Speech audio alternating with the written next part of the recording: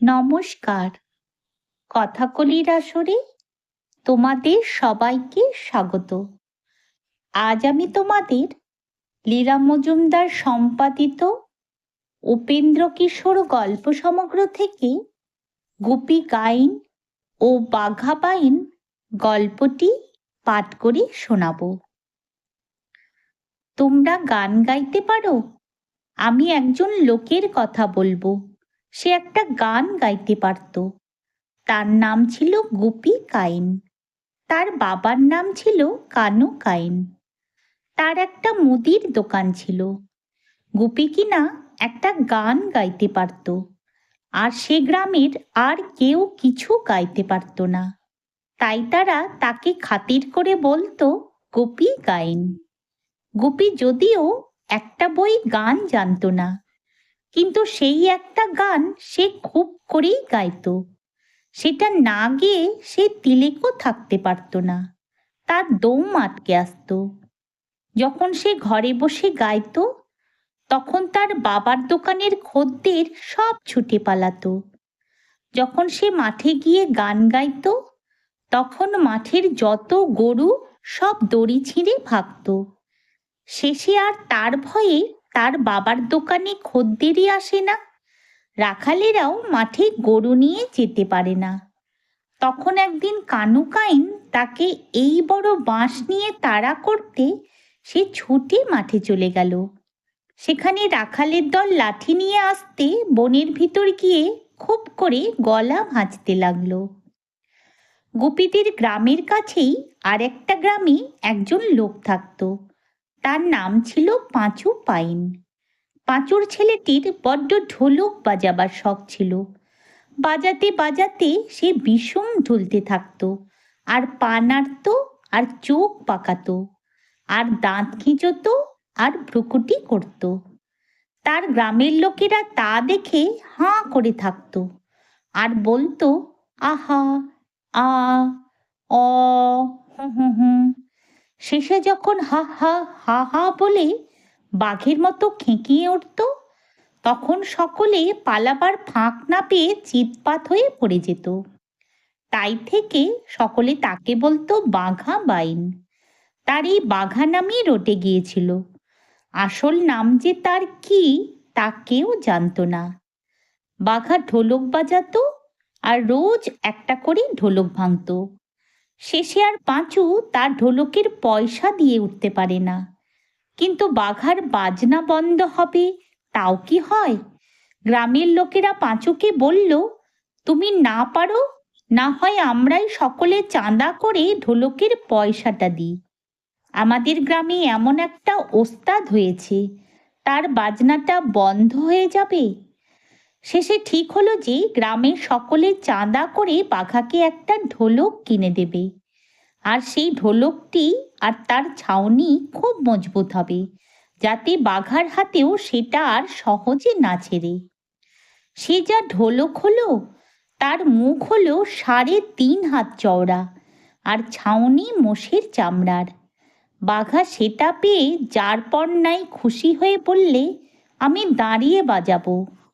তখন থেকে সে দাঁড়িয়ে দাঁড়িয়ে সেই ঢোলক লাঠি দিয়ে বাজায়। 1.5 মাস দিনরাত বাজিয়েও বাঘা সেটাকে ছিঁড়তে পারল না। ততদিনে তার বাজনা শুনে শুনে তার বাপ মা পাগল হয়ে গেল। গ্রামের লোকের মাথা ঘুরতে লাগলো। আর দিন কতক এইভাবে চললে কি হতো বলা যায় না। এর মধ্যে একদিন গ্রামের সকলে মিলে মোটা মোটা লাঠি নিয়ে এসে বাঘাকে বললে, লক্ষ্মী দাদা, তোমাকে 10 হাঁড়ি মিঠাই দিচ্ছি, অন্য কোথাও চলে যাও, নইলে আমরা সবাই পাগল হয়ে যাব। বাঘা আর কি করে? তখন কাজেই তাকে অন্য একটা গ্রামে যেতে হলো। সেখানে 2 দিন না থাকতে থাকতেই সেখানকার সকলে মিলে তাকে গ্রাম থেকে বার করে দিল। তারপর থেকে সে যেখানেই যায়, সেখান থেকেই তাকে তাড়িয়ে দেয়। তখন সে করল কি, সারাদিন মাঠে মাঠে ঘুরে বেড়ায়। ক্ষুধার সময় তার নিজের গ্রামে গিয়ে ঢোলক বাজাতে থাকে। আর গ্রামের লোক তাড়াতাড়ি তাকে কিছু খাবার দিয়ে বিদায় করে বলে, বাঁচলাম। তারপর এমন হলো যে আর কেউ তাকে খেতে দেয় না। আর তার ঢোলকের আওয়াজ শুনলেই আশেপাশের সকল গ্রামের লোক লাঠি নিয়ে আসে। তখন বেচারা ভাবল, আর না, মূর্খদের কাছে থাকার চেয়ে বনে চলে যাওয়াই ভালো। না হয় বাঘে খাবে, তবুও আমার বাজনা চলবে। এই বলে বাঘা তার ঢোলকটিকে ঘাড়ে করে বনে চলে গেল। এখন বাঘার বেশ মজাই হয়েছে। এখন আর কেউ তার বাজনা শুনে লাঠি নিয়ে আসে না। বাঘে খাবে দূরে থাক, সে বনে বাঘ ভালুক কিছু নেই, আছে খালি একটা ভয়ানক জানোয়ার। বাঘা আজও তাকে দেখতে পায়নি, শুধু দূর থেকে তার ডাক শুনে ভয়ে থরথরিয়ে কাঁপে আর ভাবে, বাবা গো, ওটা এলেই তো ঢোলক শুদ্ধ আমাকে গিলে খাবে।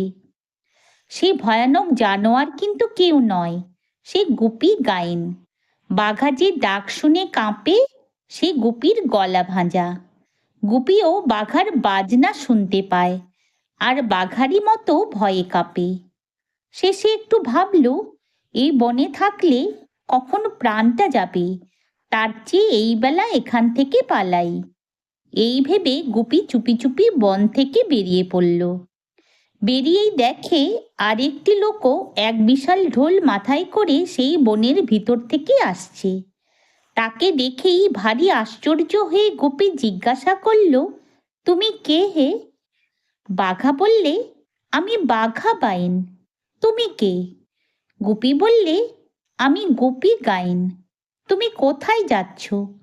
বাঘা বললে, যেখানে জায়গা জোটে সেইখানেই যাচ্ছি। গ্রামের লোকগুলো গাধা, গান বাজনা বোঝে না, তাই ঢোলটি নিয়ে বনে চলে এসেছিলাম।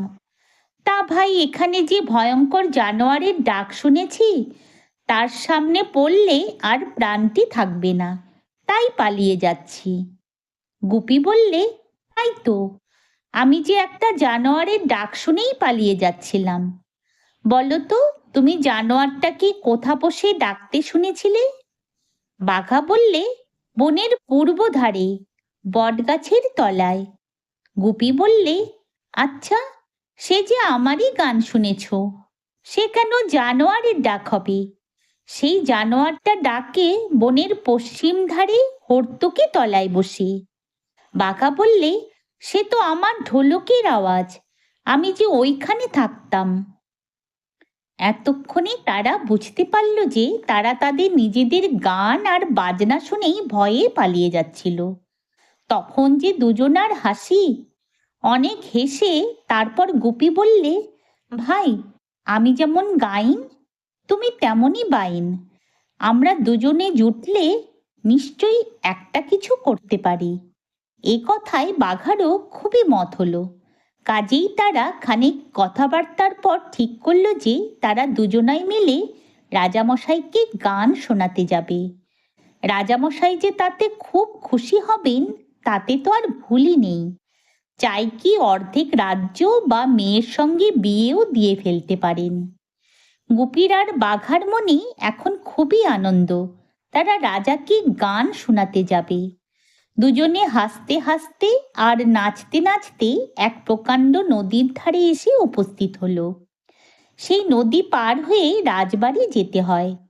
নদীতে খেয়া আছে, কিন্তু নিয়ে পয়সা চায়। বেচারারা বন থেকে এসেছে, পয়সা কোথায় পাবে? তারা বলল, ভাই, আমাদের কাছে তো পয়সা টয়সা নেই, আমরা না হয় তোমাদের গেয়ে বাজিয়ে শোনাবো, আমাদের পার করে দাও। তাতে খেয়ার চরণদারেরা খুব খুশি হয়ে নেয়েকে বলল, আমরা চাঁদা করে এদের পয়সা দেব, তুমি এদের তুলে নাও। বাঘার ঢোলটি দেখেই নেয়েরও বাজনা শুনতে ভারী স্বাদ হয়েছিল, কাজেই সে এক কথায় আর কোনো আপত্তি করল না। গুপিকে আর বাঘাকে তুলে নিয়ে নৌকো ছেড়ে দেওয়া হলো। নৌকো ভরা লোক, বসে বাজাবার জায়গা কোথায় হবে? অনেক কষ্টে সকলের মাঝখানে খানিকটা জায়গা হতে হতেই নৌকো নদীর মাঝখানে এসে পড়ল। তারপর খানিক একটু গুনগুনিয়ে গুপি গান ধরল। বাঘা তার ঢোলকে লাঠি লাগালো। আর অমনি নৌকোশুদ্ধ সকল লোক বিষম চমকে গিয়ে গড়াগড়ি আর জড়াজড়ি করে দিল নৌকোখানাকে উল্টে। তখন তো আর বিপদের অন্তই নেই। ভাগ্যিস বাঘার ঢোলটি এত বড় ছিল, তাই আঁকড়ে ধরে দুজনার প্রাণ রক্ষা হলো। কিন্তু তাদের আর রাজবাড়ি যাওয়া ঘটল না। তারা সারাদিন সেই নদীর স্রোতে ভেসে শেষে সন্ধ্যাবেলায় এক ভীষণ বনের ভিতরে গিয়ে কূলে ঠেকল। সে বনে দিনের বেলা গেলেই ভয়ে প্রাণ উড়ে যায়, রাত্রির তো আর কথাই নেই। তখন বাঘা বলল, গুপিদা, বড়ই তো বিষম দেখছি, এখন কি করি বলো তো? গুপি বলল, করবো আর কি, আমি গাইব, তুমি বাজাবে। নিতান্তই যখন বাঘে খাবে, তখন আমাদের বিদ্যেটা তাকে না দেখিয়ে ছাড়ি কেন? বাঘা বলল, ঠিক বলেছ দাদা, মরতে হয়তো ওস্তাদ লোকের মতন মরি, পাড়া গিয়ে ভূতের মতো মরতে রাজি নই। এই বলে দুজনাই সেই ভিজা কাপড়েই প্রাণ খুলে গান বাজনা শুরু করলো। বাঘার ঢোলটি সেদিন কিনা ভিজা ছিল, তাইতে তার আওয়াজটি হয়েছিল যারপরনাই গম্ভীর। আর গুপিও ভাবছিল এই তার শেষ গান, কাজেই তার গলার আওয়াজটিও খুবই গম্ভীর হয়েছিল। সে যে কি জমাট হয়েছিল সে আর কি বলবো। 1 ঘন্টা 2 ঘন্টা করে দুপুর রাত হয়ে গেল, তবু তাদের সে গান থামছেই না। এমন সময় তাদের দুজনারই মনে হলো যেন চারদিকে একটা কি কাণ্ড হচ্ছে। ঝাপসা ঝাপসা কালো কালো এই বড় বড় কি যেন সব গাছের উপর থেকে উঁকি মারতে লেগেছে। তাদের চোখগুলো জ্বলছে যেন আগুনের ভাঁটা, দাঁতগুলো বেরোচ্ছে যেন মূলোর সার। তা দেখে তখনই আপনা হতে বাঘার বাজনা থেমে গেল। তার সঙ্গে সঙ্গে দুজনার হাত পা গুটিয়ে, পিঠ বেঁকে, ঘাড় বসে, চোখ বেরিয়ে, মুখ হাঁ করে এলো। তাদের গায়ে এমনই কাঁপুনি আর দাঁতে এমনই ঠকঠকি ধরে গেল যে আর তাদের ছুটে পালাবারও জোর রইল না। ভূতগুলি কিন্তু তাদের কিছু করল না। তারা তাদের গান বাজনা শুনে ভারী খুশি হয়ে এসেছে তাদের রাজার ছেলের বিয়েতে গুপির আর বাঘার বায়না করতে। গান থামতে দেখে তারা নাকি সুরে বলল, থামলি কেন বাপ, বাজা বাজা বাজা। এ কথায় গুপির আর বাঘার একটু সাহস হলো। তারা ভাবল, এ তো মন্দ মজা নয়, তবে একটু গেয়েই দেখি না। এই বলে যেই তারা আবার গান ধরেছে, অমনি ভূতেরা 1 জন 2 জন করে গাছ থেকে নেমে এসে তাদের ঘিরে নাচতে লাগলো। সে যে কি কাণ্ড কারখানা হয়েছিল সে কি না দেখলে বোঝবার জো আছে?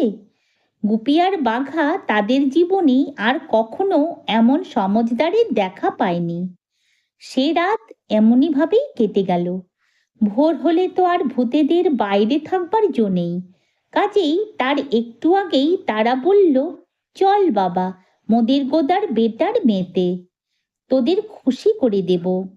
গুপি বলল, আমরা যে রাজবাড়ি যাব। ভূতেরা বলল, সে যাবি এখন, আগে মোদের বাড়ি একটু গান বাজনা শুনিয়ে যা, তোদের খুশি করে দিব। কাজেই তখন তারা দুজনে ঢোল নিয়ে ভূতেদের বাড়ি চলল। সেখানে গান বাজনা যা হলো সে আর বলে কাজ নেই। তারপর তাদের বিদায় করবার সময় ভূতেরা বলল, তোরা কি চাস? গুপি বলল, আমরা এই চাই যে আমরা যেন গেয়ে বাজিয়ে সকলকে খুশি করতে পারি। ভূতেরা বলল, তাই হবে, তোদের গান বাজনা শুনলে আর সে গান শেষ হওয়ার আগে কেউ সেখান থেকে উঠে যেতে পারবে না। আর কি চাস? গুপি বলল, আর এই চাই যে আমাদের যেন খাওয়া পড়ার কষ্ট না হয়। এ কথায় ভূতেরা তাদের একটি থলে দিয়ে বলল, তোরা যখন যা খেতে বা পড়তে চাস এই থলের ভিতরে হাত দিলেই তা পাবি। আর কি চাস? গুপি বলল, আর কি চাইব তা তো বুঝতে পারছি না। তখন ভূতেরা হাসতে হাসতে তাদের দুজনকে 2 জোড়া জুতো এনে দিয়ে বলল, এই জুতো পায়ে দিয়ে তোরা যেখানে যেতে চাইবি অমনি সেখানে গিয়ে হাজির হবি। তখন তো আর কোনো ভাবনাই রইল না। গুপি আর বাঘা ভূতদের কাছে বিদায় হয়ে সেই জুতো পায়ে দিয়েই বলল, তবে আমরা এখন রাজবাড়ি যাব। অমনি সেই ভীষণ বন কোথায় যেন মিলিয়ে গেল। গুপি আর বাঘা দেখল তারা দুজনে একটা প্রকাণ্ড বাড়ির ফটকের সামনে দাঁড়িয়ে আছে। এত বড় আর এমন সুন্দর বাড়ি তারা তাদের জীবনে কখনো দেখেনি। তারা তখনই বুঝতে পারল যে এই রাজবাড়ি। কিন্তু এর মধ্যে ভারী একটা মুশকিল হলো। রাজবাড়ির ফটকে যমদূতের মতো কতগুলো দারোয়ান দাঁড়িয়েছিল। তারা গুপি আর বাঘাকে সেই ঢোল নিয়ে আসতে দেখেই দাঁত খিচিয়ে বলল, ইও কাহা যাতা হ্যায়? গুপি থতমত খেয়ে বলল, বাবা, আমরা রাজামশাইকে গান শোনাতে এসেছি। তাতে দারোয়ানগুলো আরো বিষম চটে গিয়ে লাঠি দেখিয়ে বলল, ভাগো ইহা সে। গুপিও তখন নাক সিটকিয়ে বলল, ইস, আমরা তো রাজার কাছে যাবই। বলতেই অমনি সেই জুতোর গুণে তারা তৎক্ষণাৎ গিয়ে রাজামশাইয়ের সামনে উপস্থিত হলো। রাজবাড়ির অন্দরমহলে রাজামহাশয় ঘুমিয়ে আছেন। রানী তার মাথার কাছে বসে তাকে হাওয়া করছেন। এমন সময় কথা নেই বার্তা নেই গুপি আর বাঘা সেই সর্বনেশী ঢোল নিয়ে হঠাৎ গিয়ে উপস্থিত হলো। জুতোর এমনই গুণ, দরজা জানালা সব বন্ধ রয়েছে, তাতে তাদের একটুও আটকায়নি। কিন্তু আসবার বেলা আটকাক আর নাই আটকাক, আসবার পরে খুবই আটকালো। রানী তাদের দেখে বিষম ভয় পেয়ে এক চিৎকার দিয়ে তখনই অজ্ঞান হয়ে গেলেন। রাজামশাই লাফিয়ে উঠে পাগলের মতো ছুটাছুটি করতে লাগলেন। রাজবাড়িময় হুলস্থুল পড়ে গেল। সিপাই শান্ত্রী সব খাঁড়া ঢাল নিয়ে ছুটে এলো। বেগতিক দেখে গুপি আর বাঘার মাথায় গোল লেগে গেল। তারা যদি তখন শুধু বলে, আমরা এখান থেকে অমুক জায়গায় চলে যাব, তবেই তাদের জুতোর গুণে সকল ল্যাঠা চুকে যায়। কিন্তু সে কথা তাদের মনেই হলো না। তারা গেল ছুটে পালাতে। আর দু পা যেতে না যেতেই বেচারারা যে মারটা খেলো! জুতো, লাঠি, চাবুক, কিল, চড়, কানমোলা, কিছুই তাদের বাকি রইল না। শেষে রাজামশাই হুকুম দিলেন, বেটাদের নিয়ে 3 দিন হাজতে ফেলে রাখো। তারপর বিচার করে হয় এদের মাথা কাটবো, না হয় কুত্তা দিয়ে খাওয়াবো। হাই গুপি, হাই বাঘা, বেচারারা এসেছিল রাজাকে গান শুনিয়ে কতই বকশিস পাবে ভেবে। তার মধ্যে একই বিপদ। পেয়াদারা তাদের হাত বেঁধে মারতে মারতে একটা অন্ধকার ঘরে নিয়ে ফেলে রাখলো। সেখানে পড়ে বেচারারা একদিন আর গায়ের ব্যথায় নড়তে চড়তে পারল না। তাদের তেমন দুঃখ ছিল না, কিন্তু বাঘার ঢোলটি যে গেল, সেই হলো সর্বনাশের কথা। বাঘা বুক মাথা চাপড়িয়ে ভেউ ভেউ করে কাঁদছে আর বলছে, ও গোপীদা, ও হো হো হো হো হো, আরে ও গোপীদা, মার খেলাম, প্রাণ যাবে, তাতে দুঃখ নেই, কিন্তু দাদা, আমার ঢোলকটি যে গেল। গুপির কিন্তু ততক্ষণে মাথা ঠান্ডা হয়ে এসেছে। সে বাঘার গায়ে মাথায় হাত বুলিয়ে বলল, ভয় কি দাদা, ঢোল গিয়েছে, জুতো আর থলে তো আছে। আমরা নিতান্ত বেকুব, তাই এতগুলো মার খেলাম। যা হোক, যা হবার হয়ে গিয়েছে। এখন এর ভিতর থেকে একটু মজা করে নিতে হবে। বাঘা এ কথায় একটু শান্ত হয়ে বলল, কি মজা করবে দাদা? গুপি বলল, আগে তো খাবার মজাটা করে নি, তারপর অন্য মজার কথা ভেবে দেখব এখন। এই বলে সে সেই ভূতের দেওয়া থলির ভিতরে হাত দিয়ে বলল, দাও তো দেখি 1 হাঁড়ি পোলাও। অমনি একটা সুগন্ধ যে বেরুলো, তেমন পোলাও রাজারাও সচরাচর খেতে পান না। আর সে কি বিশাল হাঁড়ি! গুপি কি সেটা থলির ভিতর থেকে তুলে আনতে পারে? যা হোক, কোনো মতে সেটাকে বার করে এনে তারপর থলিকে বলল, ভাজা, ব্যঞ্জন, চাটনি, মিঠাই, দই, রাবড়ি, শরবত শিগগির শিগগির দাও। দেখতে দেখতে খাবার জিনিসে আর সোনার উপর বাসনে ঘর ভরে গেল। দুজন লোকে আর কত খাবে? সে অপূর্ব খাবার খেয়ে তাদের গায়ের ব্যথা কোথায় চলে গেল তার আর ঠিক নেই। তখন বাঘা বলল, দাদা চলো, এই বেলা এখান থেকে পালাই, নইলে শেষে কুত্তা দিয়ে খাওয়াবে। গুপি বলল, পাগল হয়েছ নাকি? আমাদের এমন জুতো থাকতে কুত্তা দিয়ে খাওয়াবে? দেখাই যাক না কি হয়। এ কথায় বাঘা খুব খুশি হলো। সে বুঝতে পারল যে গুপিদা একটা কিছু মজা করবে। দুদিন চলে গেল। আর একদিন পরেই রাজা তাদের বিচার করবেন। বিচারের দিন রাত থাকতে উঠে গুপি থলের ভিতর হাত দিয়ে বলল, আমাদের দুজনের রাজ পোশাক চাই। বলতেই তার ভিতর থেকে এমন সুন্দর পোশাক বেরুলো যেন তেমন পোশাক কেউ তৈরি করতে পারে না। সেই পোশাক তারা দুজনে পরে তাদের পুরনো কাপড় আর বাসন কখানি পুটুলি বেঁধে নিয়ে জুতো পায়ে দিয়ে তারা বলল, এখন আমরা মাঠে হাওয়া খেতে যাব। অমনি দেখে রাজবাড়ির বাইরের প্রকাণ্ড মাঠে চলে এসেছে। সে মাঠের এক জায়গায় তাদের পুঁটুলিটি লুকিয়ে রেখে তারা বেড়াতে বেড়াতে এসে রাজবাড়ির সামনে উপস্থিত হলো। দূর থেকে তাদের আসতে দেখেই রাজার লোক ছুটে গিয়ে তাকে খবর দিয়েছিল যে মহারাজ, দুজন রাজা আসছেন। রাজাও তা শুনে তার ফটকের সামনে এসে দাঁড়িয়েছিলেন। বাঘার গুপি আসতেই তিনি তাদের যারপরনাই আদর দেখিয়ে বাড়ির ভিতর নিয়ে গেলেন। চমৎকার একটি ঘরে তাদের বাসা দেওয়া হলো।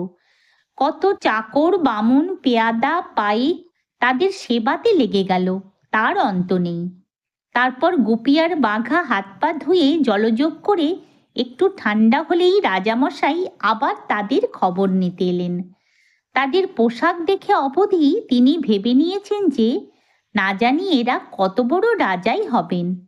তারপর শেষে যখন তিনি গুপিকে জিজ্ঞাসা করলেন, আপনারা কোন দেশের রাজা? তখন গুপি হাত জোর করে তাকে বলল, মহারাজ, আমরা কি রাজা হতে পারি? আমরা আপনার চাকর। গুপি সত্য কথাই বলেছিল, কিন্তু রাজার তাতে বিশ্বাস হলো না। তিনি ভাবলেন, কি ভালো মানুষ, কেমন নরম হয়ে কথা বলে। যেমন বড় রাজা তেমনই ভদ্রলোকও দেখছি। তিনি তখন আর বিশেষ কিছু না বলে তাদের দুজনকে তার সভায় নিয়ে এলেন। সেখানে সেদিন সে দুটো লোকের বিচার হবে। 3 দিন আগে যারা গিয়ে তার শোবার ঘরে ঢুকেছিল। বিচারের সময় উপস্থিত। আসামি দুটোকে আনতে পেয়াদা গিয়েছে, কিন্তু তাদের আর কোথায় পাবে? এ 3 দিন তাদের ঘরে তালা বন্ধ ছিল। সেই তালা খুলে দেখা হলো সেখানে কেউ নেই, খালি ঘর পড়ে আছে।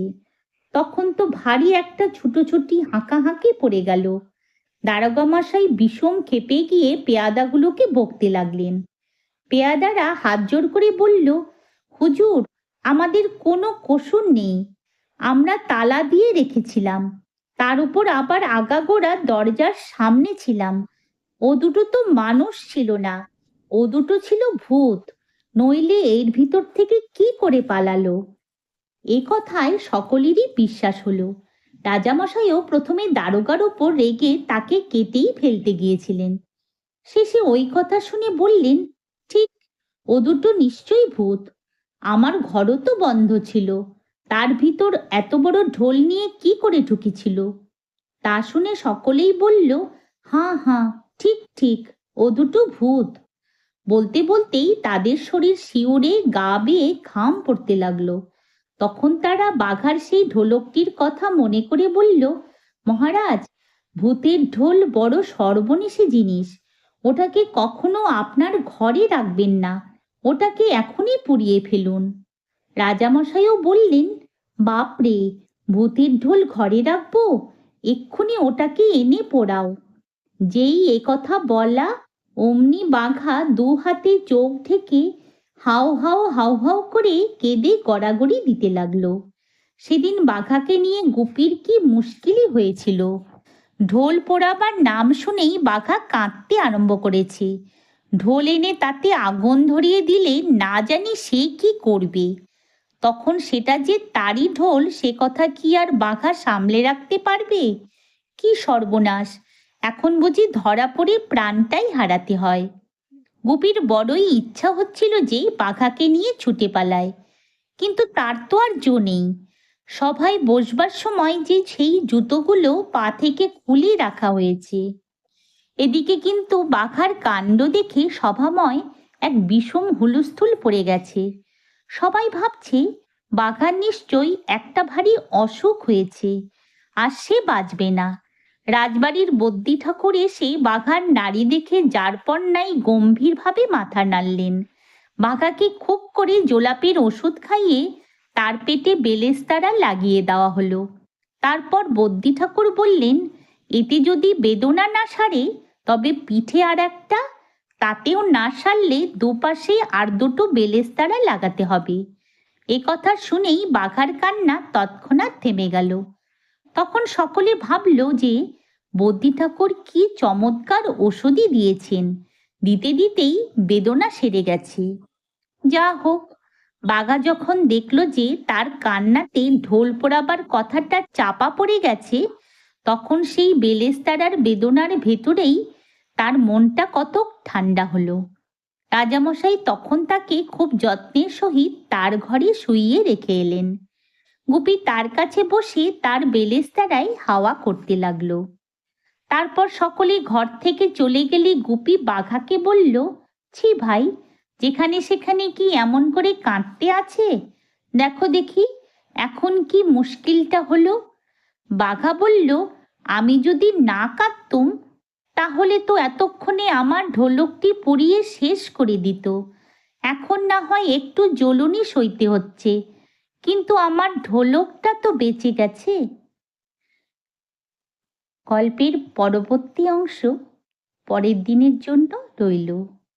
যদি তোমাদের এই গল্পটি ভালো লেগে থাকে তাহলে একটা লাইক ও আমার এই চ্যানেলটিকে সাবস্ক্রাইব করে দিও, যাতে তোমাদের জন্য আরও অনেক নতুন নতুন গল্প নিয়ে আসতে পারি। ধন্যবাদ।